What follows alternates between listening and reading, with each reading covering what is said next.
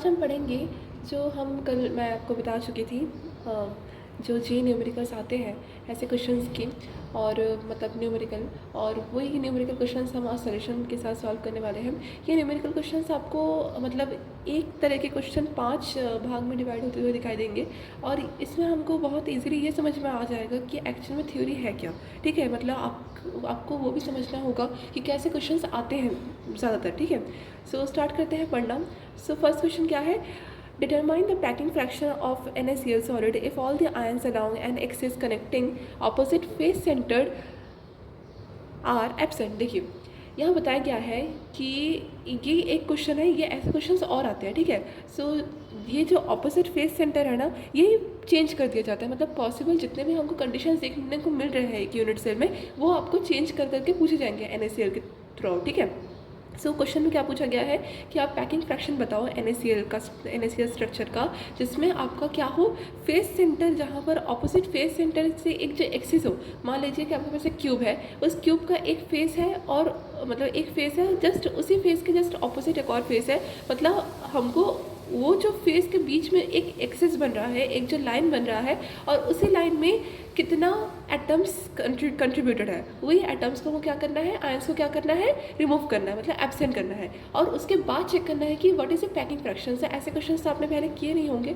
सो ये क्वेश्चंस मैं आपको बताना चाहती हूँ कि ऐसे क्वेश्चंस आते हैं और इस वाले क्वेश्चंस अगर आपको कभी फेस करना पड़े तो आप कैसे सॉल्व करोगे। ठीक है, सो स्टार्ट करते हैं इसको सॉल्व करना कि कैसे क्वेश्चन सॉल्व होता है। देखिए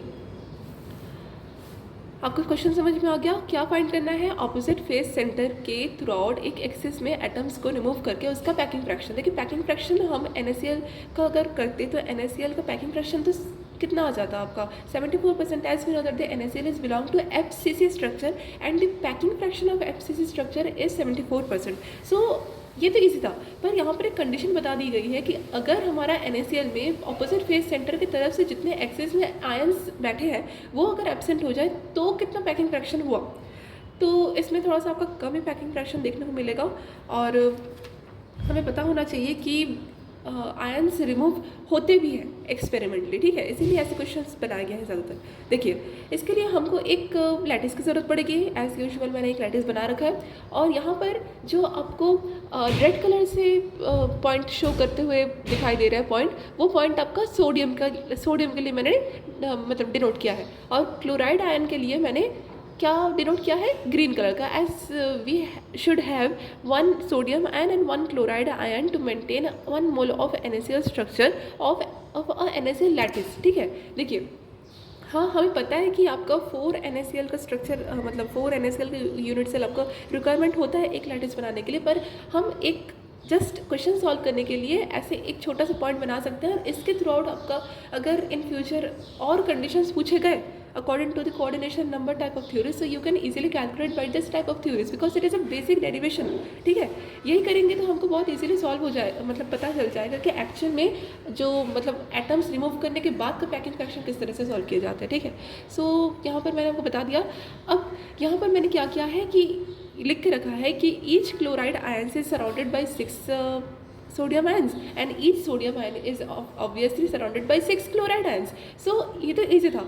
और यहाँ से जब हमको एक मतलब किसी एक एटम का या फिर वो Na हो या Cl हो, किसी एक एटम का जब उसका मतलब पोजीशन पता चल जाएगा ना, तो बहुत इजीली हमको ये भी पता चल जाएगा कि बाद का स्ट्रक्चर कैसे दिख सकता है। क्योंकि जब हमको ये पता रहता है कि पॉजिटिव आयन से नेगेटिव आयन गिरे रहते हैं और नेगेटिव आयन से पॉजिटिव आयन गिरे रहते हैं, तो ये तो बहुत इजीली हम फाइंड कर लेंगे। मतलब अगर मुझे ये पता चल जाए कि Na, मान लो कि Na आपका ऑक्टाहेड्रल वर्ड्स में प्रेजेंट रहता है, जो Na एटम रहता है वो मान लो ऑक्टाहेड्रल वर्ड्स में प्रेजेंट रहता है। अब ऑक्टाहेड्रल वर्ड एक्चुअली में क्या होता है, एच सेंटर प्रेजेंट होता हुआ एटम प्लस BCC में एक एटम आपको दिखाई देता है, मतलब बॉडी सेंटर में। So body centre plus H centre is equals to octahedral word contribution of atoms. So अगर हमको एक ऑक्टाहेड्रल वर्ड का भी एक पॉइंट मिल जाए ना, सोडियम को पता रहे, सो हम क्लोराइड आयंस तो यूँ निकाल लेंगे। कैसे, देखिए अगर मुझे पता है कि ऑक्टाहेड्रल वर्ड क्या है, आपको पता होना चाहिए कि ऑक्टाहेड्रल वर्ड होता क्या है। ऑक्टाहेड्रल वर्ड क्या होता है, एच सेंटर प्लस BC मतलब बॉडी सेंटर का ही कंट्रीब्यूशन। मतलब बॉडी सेंटर मतलब आपका Na एक बॉडी में होगा।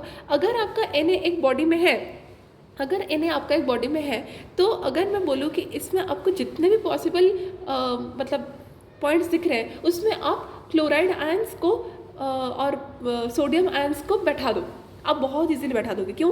क्योंकि यहाँ पर अगर सोडियम है तो जस्ट उसके मतलब पास पास जो एटम्स रहेंगे वो चिपके किसके साथ रहेंगे, बॉन्ड बनाते हुए, क्लोराइड के साथ। अगर क्लोराइड यहाँ है तो उसके पास पास कौन से वाले रहेंगे, सोडियम सोडियम। सो ये बहुत इजीली हम मेंटेन कर सकते हैं। अगर हमको एक मिल जाए ना, तो एक सूत्र पकड़ के हम पूरा स्ट्रक्चर का जो इफेक्टिव नंबर है, या फिर मैं बोलूँ कि उसका जो नंबर ऑफ एटम्स है, वो कंट्रीब्यूशन हमको बहुत इजीली मिल जाता है।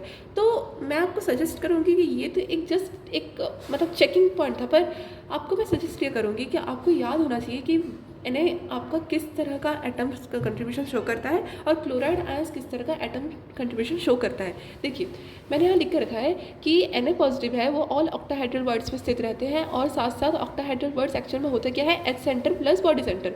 अब जो क्लोराइड आयंस होते हैं वो बेसिकली फेस सेंटर क्यूबिक की तरह दिखता है। मतलब फेस सेंटर क्यूबिक आपको जैसा दिखता है वैसा ही क्लोराइड आयन होता है। Face centre cubic unit cell का मतलब क्या समझते हैं आप, फेस सेंटर में एटम्स का होना, 6 फेसेस में एटम का एक एक हाफ एटम्स का कंट्रीब्यूशन होना, और साथ साथ उसका सिंपल मतलब प्रिमिटिव जो स्ट्रक्चर बनता है विच इज़ 8 × 1/8 कॉर्नर का कंट्रीब्यूशन वो वाला। सो दोनों का जो प्लस का आता है वो FCC तो होता है ना, so that is the contribution for the chloride ion. ठीक है, ओके। सो ये वाला पॉइंट आपको समझ में आ गया। अब यहाँ पर हमको क्या करना है मतलब पॉइंट्स को सजा देना। तो मैंने यहाँ पर ऐसे डेकोरेट कर दिया है। आप एग्ज़ाम के टाइम में इतना ना करें तो अच्छी बात है, क्योंकि ये ज़्यादातर बहुत टाइम लेता है। सो आप यहाँ पर माइनस प्लस ऐसे लिख सकते हैं। ठीक है, ओके।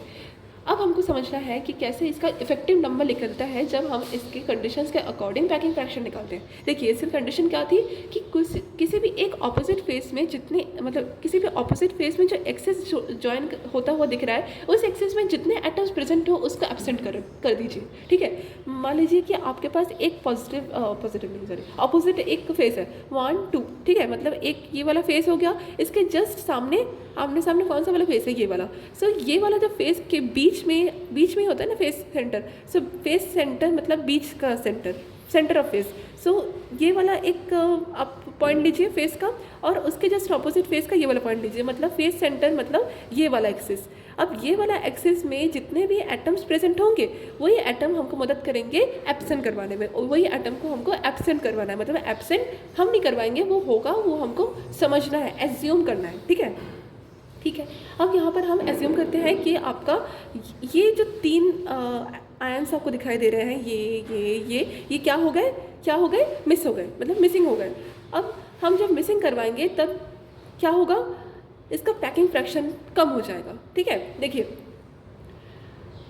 मैंने यहाँ लिख के रखा है, if all the ions are absent in the opposite face centre, so if 3 ions are connecting the axis. यहाँ पर हमको 1 2 3 आयंस दिख रहा है ना, 1 2 3 आयंस। अब ये 3 आयंस को मिस करना है। Let us find out the effective number is equals to chlorine. ठीक है, देखिए क्लोरीन का अगर मैं बोलूँ तो कितना एटम्स मिस हुआ है, यहाँ पर क्लोरीन और सोडियम दोनों ही हमको दिखाई दे रहे हैं। देखिए क्लोरीन का कितना एटम्स हमको मिस होता हुआ दिखाई दे रहा है, 2, और सोडियम का 1। मतलब 2 क्लोरीन का मिस करना है और सोडियम का मिस करना है। अब कौन से पोजीशन से मिस होता है वो भी हमको ध्यान रखना पड़ता है। ठीक है, मतलब ऐसा नहीं है कि कहीं से भी हम प्लस उठा के माइनस करते, ये हमको देखना पड़ता है कि कौन से पोजीशन से इफेक्टिव नंबर निकल रहा है। ठीक है, वही सबसे ज़्यादा इंपॉर्टेंट रहता है, आपको ध्यान रखना है। एवरी क्वेश्चन में हमको यही याद रखना पड़ता है, बाकी बहुत ईजी है। देखिए क्लोरीन से अगर मैं देखूँ, क्लोरीन का अगर मैं फाइंड करने की कोशिश करूँ तो 2 atoms are absent from the face centre. देखिए 2 एटम एक्चुअल में फेस सेंटर की तरफ से मिस हो रहे हैं। ठीक है, मतलब अगर मैं फेस सेंटर कंट्रीब्यूशन देखूँ तो आपका फेस एक्चुअल में कितना होता है 6, और 6 से 2 मैंने कर दिए माइनस, मतलब 2 फेसेस को हमको करना है नेगलेक्ट। सो 6 - 2 = 4 अपॉन 1/2 तो पहले से मल्टीप्लिकेशन में होगा ही। सो 4/2 = 2। सो 2 आपका क्या निकल के आ गया, इफेक्टिव नंबर निकल के आ गया। प्लस उसके साथ कुछ रहता है, क्या रहता है आपका कॉर्नर का रहता है ना। सो कॉर्नर कितना होता है 8 × 1/8, और there are no ions interrupted for corner, so it remains same. यहाँ पर कॉर्नर्स में तो कोई असर नहीं पड़ा, जो पड़ा यहाँ पर पड़ा। सो यहाँ पर हमको क्या करना है, कॉर्नर का sum as we know 8 × 1/8 is equals to 1, so we have to plus the resultant effective number with 1। So यहाँ पर आपका 2 + 1 कितना आ गया 3, मतलब यहाँ पर हमारे पास क्लोरीन का क्लोराइड आयन का कितना इफेक्टिव नंबर आ गया 1 + 2 3, ठीक है।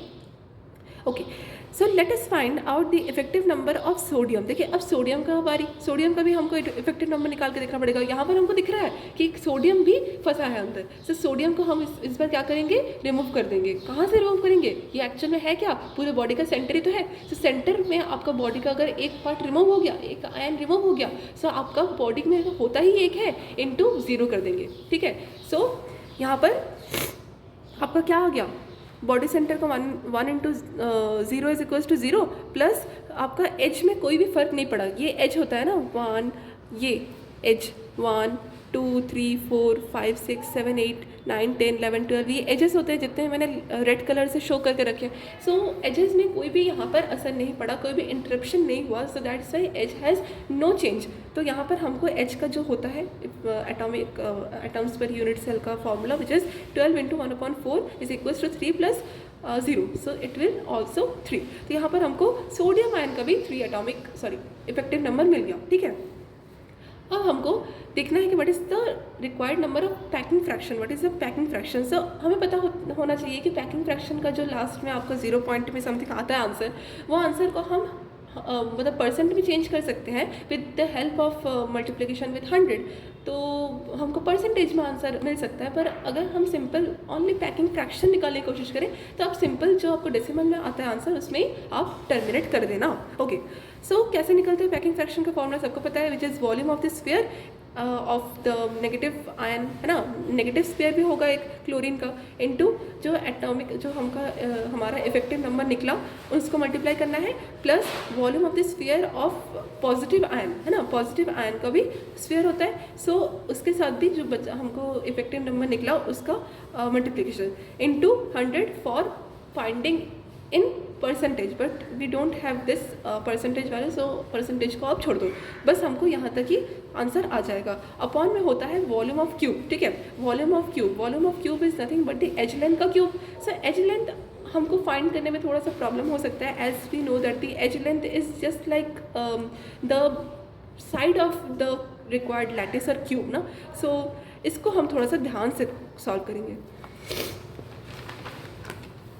देखिए इसका सॉल्यूशन मैंने यहाँ लिख के रखा है। देखिए यहाँ पर मैंने किया है 3 × 4/3 πr क्यूब। देखिए ये 4/πr क्यूब क्या होता है, स्फीयर मतलब वॉल्यूम, स्फीयर का वॉल्यूम होता है ना। सो यहाँ पर एक बार मैंने r माइनस का क्यूब किया है, ये आपका फॉर नेगेटिव वाला स्फीयर का है क्लोरीन वाला, और ये वाला आपका पॉजिटिव का है। सो ये 4/3 एक बार r प्लस एक बार r माइनस के लिए ऐसे रेडाई चेंज कर दी गया है। और बाकी जो ये एटॉमिक क्यों बोलूँ, अच्छा ये इफेक्टिव जो नंबर है ये आपका वही आया है 3 ठीक है। सो यहाँ पर से हम बहुत इजीली क्या निकल सकते हैं, कॉमन, ठीक है। देखिए 4π/16 √2 कहाँ से आ गया, देखिए 16 √2 r - 3। देखिए अगेन हमको थोड़ा सा डायग्राम देखना पड़ेगा। देखिए यहाँ पर अगर मैं देखूँ कि जो आपका साइड है वो कितना है ना। अगर मैं आपको पूछूँ कि यहाँ पर आप एक साइड का हमको हमारा जो है वैल्यू बताओ, ठीक है। सो आप कैसे निकालोगे, देखिए फर्स्ट ऑफ ऑल हमको पता होना चाहिए कि एक्चुअल में जो फेस डायगोनल होता है वो कितना होता है। देखिए फेस डायगोनल कैसे निकल रहा है, ये वाला फेस की बात हो रही है, ये वाले फेस की। अगर देखिए फेस डायगोनल हम निकालते ही हैं सुविधा के लिए, जिससे हमको इजीली क्या निकल जाए, एज लेंथ निकल जाए। So that's why face diagonal is important. So face diagonal हमको मदद करता है to find out the edge length. So we have to consider the face diagonal is equals to √2 according again with the help of Pythagoras theorem we can easily find out the value of a, है ना। सो √2a is equals to कितना रखें हम, 4r - कैसे हुआ, 4r- कैसे हुआ। अगर हम किसी एक पर्टिकुलर साइड की बात करें तो आपका ऐसा फील होगा कि ये एक नेगेटिव सरफेस की तरह बात कर रहे हैं। क्या बात करें, एक नेगेटिव सरफेस की तरह बात कर रहे हैं। आपको मैं दिखाना चाहती हूँ कि नेगेटिव सरफेस एक्चुअल में है कहाँ।